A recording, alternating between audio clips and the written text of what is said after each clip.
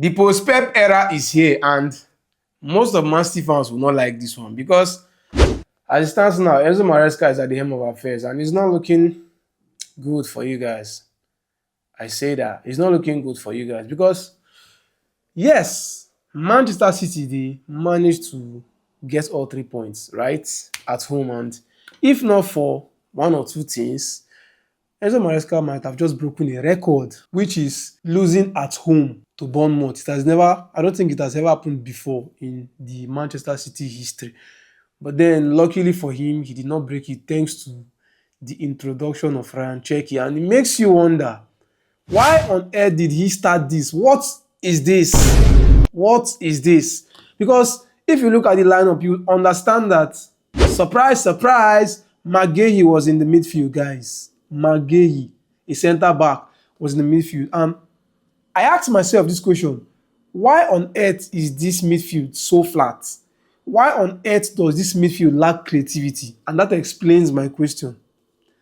There was no Ryan Cherki. Because, in truth, the whole team was disjointed. There was no service for Erling Haaland in that game. He was, okay, the only chance he got, which was in the first half, the most dangerous chance he got in the first half, he could not use it. And it did not come to him again. But despite Erling Haaland not scoring, you understand that when Ryan Cherki came into this game in the second half, he got 2 assists. The 2 assists that ultimately decided the game. And you would ask yourself one simple question. Is Enzo Maresca ready for this job? Is he experimenting? Because why not field your best 11 on the very first day of the competition? Look at Arteta. Arteta started the season very strong. He brought out his new toys. He brought out efficiency.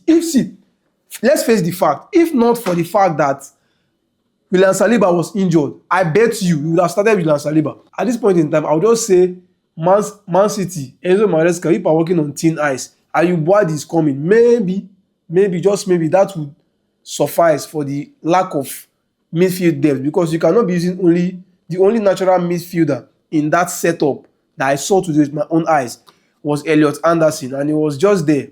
Nothing overly special about him. He was just there. And to see Nico O'Reilly up top at number 10, it is wasting his potential. It was an eyesore. Man City's football today was an eyesore.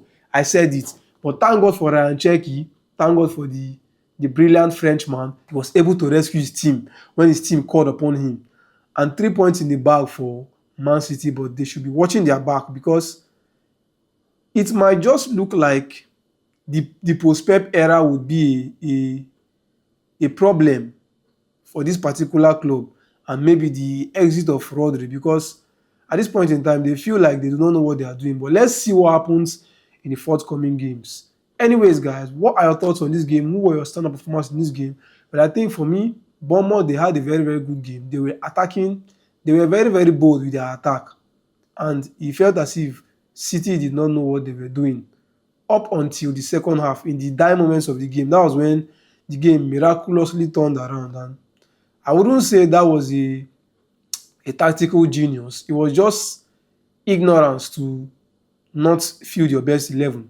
And assuming he started his best 11, maybe, just maybe, he must have, or he should have, put the game to bed early enough. No questions, no nothing, no fairy tale comeback or anything. But anyways, the game has come to an end, and let's see what happens from here. I will be with you in the comment section. Do let me know what your thoughts are, and let's talk. Cheers.